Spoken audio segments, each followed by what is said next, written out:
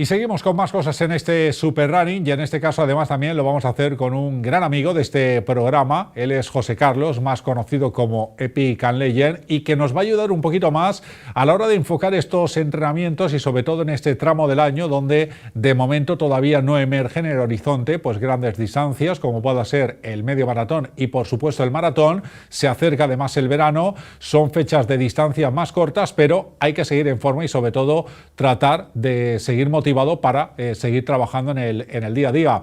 ¿Qué tal, José Carlos? Muy buenas y un placer como siempre. Muy buenas, Juanma, y muchas gracias por contar conmigo una vez más y encantado de estar aquí contigo y con todos los espectadores. No sé si has tenido la oportunidad, pero estábamos hablando con los amigos especialistas en orientación. Yo no sé si tú la has practicado alguna vez o conocías de esta modalidad o sabías de gente que la hace. Bueno, yo en su día hice algún raid de aventura y no es exactamente una modalidad de orientación, pero bueno, sí que había que ir buscando alguna baliza y la verdad es que es una modalidad muy interesante que también tiene su vertiente deportiva y sí, pues, sí. que también recomiendo pues, practicarla y vamos, seguro que cualquiera que lo pruebe descubre una modalidad nueva muy interesante. Pues seguro que así es.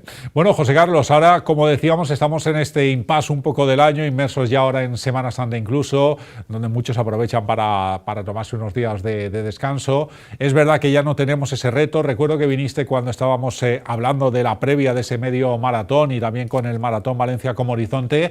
Ahora todavía nos queda un poquito lejos, pero pese a ello, José Carlos, no hay que parar, ¿no? Tenemos que seguir trabajando, aunque sea en otras distancias, y perfilar, ¿no?, esos detalles para que no se pierda todo lo que hemos ganado, ¿no? Exacto. Desde la versión de un entrenador se deben plantear estos objetivos. Se debe plantear un calendario pues mirando a largo plazo, un calendario anual, y dentro de este calendario pues habrá personas para las que un 10K, un 5K sea una prueba objetivo en la que se busca hacer tiempos y se busca hacer marca, y habrá otro tipo de corredores que planteen este tipo de pruebas como un impasse, como objetivos secundarios en los que se busca pues seguir manteniendo esa práctica deportiva, se busca mantener un estado de forma, pero no se busca ese pico de forma. Es decir, tenemos dos tipos de corredores, el que busca un pico de forma en el 5K, 10K, y otro tipo de corredores que seguramente sean la mayoría, que utilizarán este tipo de pruebas pues para mantener ese estado de forma que les permita, una vez metidos en preparación específica de cara a media maratón, pues tener un estado de forma que les permita partir de una buena base. Porque, por ejemplo, para las personas que sí quieren competir en esas pruebas cortas de 5, 7 hasta 10 kilómetros, lógicamente la velocidad es mucho más notoria que el fondo, ¿no? Y aquí, lógicamente, hay otro tipo de entrenamientos como series y demás, ¿no? Exacto, cuando planteamos un objetivo, pues tenemos que tener muy claro cuáles son los determinantes de rendimiento de ese objetivo. Pues como comentan, no es lo mismo querer rendir en un maratón que en un 5K. Claro. Concretando un poco a los objetivos de 5K, 10K, el 10K es una prueba que se corre en una intensidad de volumen máximo de oxígeno, de potencia aeróbica máxima, es decir, una prueba que pues, se rinde al tope desde el principio, y un 5K pues aún más explosivo y aún se busca más esa velocidad, y para trabajar esta velocidad y trabajar pues eso, la marca en 10K y en 5K, para 10K se plantean series de potencia aeróbica máxima, que suelen ser series de 3 minutos a tope, a todo lo que se da, recuperando 3 minutos también, es decir, la recuperación es completa prácticamente, buscando pues eso, que en cada una de las series la velocidad sea de potencia aeróbica máxima. Esta velocidad pues es una velocidad bastante complicada de conseguir. Es más, se plantean entrenes previos para, cuando plantees potencia aeróbica máxima, conseguir llegar a la velocidad, porque son entrenes súper agónicos y súper duros. Y ya pues si pasamos a 5K, pues aún más agónicos, porque la recuperación que se suele plantear en este tipo de entrenamientos pues no es una recuperación completa, se va acumulando esa fatiga entre series, y pues son entrenes muy duros y que tienen el objetivo, que como bien has comentado, de mejorar esa velocidad, mejorar los distintos sistemas fisiológicos implicados en este tipo de pruebas, y bueno, pues son pruebas que si se plantean como objetivos de querer mejorar marca, hay que prepararlos de forma específica, y que si se plantean como pruebas secundarias dentro de un calendario de otro tipo de objetivos, pues que se pueden utilizar como entrenes muy intensos y que sirven para ver dónde estamos y hacia dónde dirigir todo. Porque además eso me imagino que a la larga nos va a ayudar precisamente luego para esas pruebas de más distancia incluso, ¿no? Este nivel, este volumen de trabajo, ¿no? Sí, exacto. Al final, tanto si se prepara un 10K, un 5K o un maratón, tienes que hacer tu periodo de base en una programación tradicional.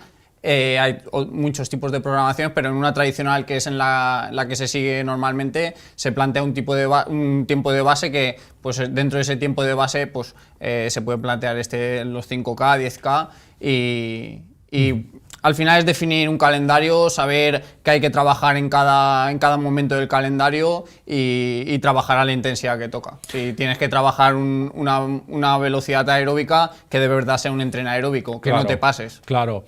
Entiendo que es clave también, José Carlos, el hecho de tener algún reto, algún objetivo, ¿no? El no desconectar del todo, véase a través de inscripción en alguna carrera y demás, para tener algo de horizonte, ¿no? Porque a lo mejor si no tienes ninguna carrera próximamente, uno interiormente y sin querer va un poco bajando, ¿no? Esa tensión, ¿no? Exacto. Esto es como una bola de nieve que yo digo siempre a mis atletas. Cuanto más haces, más ganas tienes de hacer, y cuanto menos haces, menos ganas tienes de hacer. Te desconectas, ¿no? Exacto. Son todo rachas. Hay veces que estás eufórico y tienes que decir, claro, vamos a bajar la emoción y al final lo que marca la diferencia es ser constantes durante periodos largos, mirar el rendimiento a largo plazo y no mirarlo a corto plazo y plantearse, pues eso, no tienen por qué ser objetivos de carreras cortitas como estas, sino retos o ver que, sobre todo, que nos permitan ver que vamos mejorando, ver que nuestro estado de forma, que los entrenos están sirviendo, pues que van en buena dirección, pues para eso, para mantener esa motivación y ser capaces, pues de mirar a largo plazo. Yo, por ejemplo, soy muy competitivo y si no me planteo este tipo de carreritas, pues no acabas de motivarte. Necesitas un poco ese gusanillo, ¿no? Exacto, un poco, ¿no? Para estar ahí activo. Importante también el tema de la fuerza. Lo hemos comentado también, ¿verdad? En algún programa, el trabajar también la fuerza, ¿no? Para evitar lesiones y también, lógicamente, para mejorar nuestro rendimiento, Claro, ¿no? y además, en este tipo de carreras, el entrenamiento de fuerza es muy importante, porque ya no es tanto intentar ganar masa muscular, sino que la mejora neural, es decir, la capacidad que tiene nuestro cerebro de transmitir impulsos nerviosos, va a hacer que la cantidad de fibras que se activen en cada impulso nervioso, por así decirlo, sea mayor. Entonces, si tú con la misma activación, en vez de trabajar una fibra muscular, trabajan 3, 4, 5, pues tu capacidad de ganar velocidad o de ganar de tener un mejor rendimiento va a ser mucho mayor. Entonces, el trabajo de fuerza se plantea en dos vertientes: en la vertiente de evitar lesiones y en la vertiente de mejorar rendimiento. Para esto también, pues, el trabajo de fuerza tiene su propia periodización. Ajá.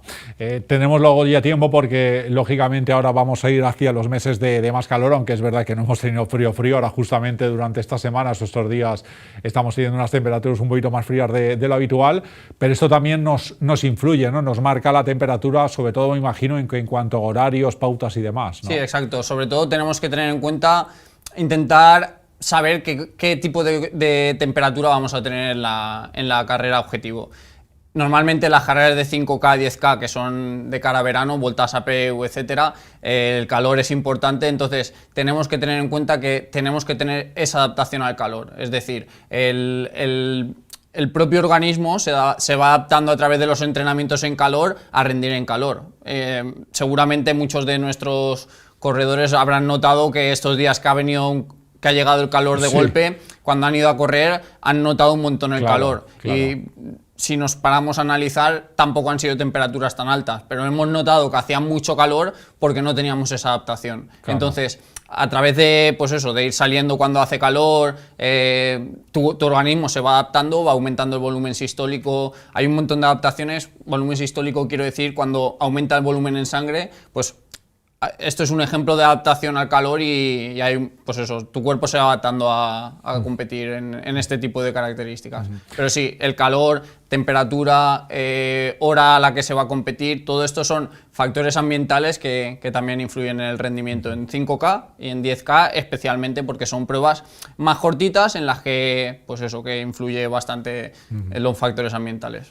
Pues yo creo que ha sido muy interesante, José Carlos, todo lo que nos has comentado, como siempre. Así que animamos, ¿no?, a todos a que sigan sus rutinas. Siempre decimos, además, que es más importante la calidad que la cantidad. Lo digo por eso del volumen de kilómetros, ¿no? Hay quien que dice, tengo que hacer más de 200 kilómetros al mes, llegar a 300. A lo mejor es más importante hacerlo con calidad que con cantidad. Sí, y sobre todo también hacerlo en la intensidad que toca. O sea, claro, no por hacer más kilómetros vas a rendir más. Claro. Lo que interesa es que cuando toca aeróbico, de verdad sea aeróbico. Hagas, claro. Que cuando toca anaeróbico, de verdad sea anaeróbico, y que cuando toque, pues que comentábamos, trabajar la potencia aeróbica máxima o el volumen máximo de oxígeno, son términos que quieren decir lo mismo, sí, que de verdad se trabaje se haga bien. Exacto. Claro que sí.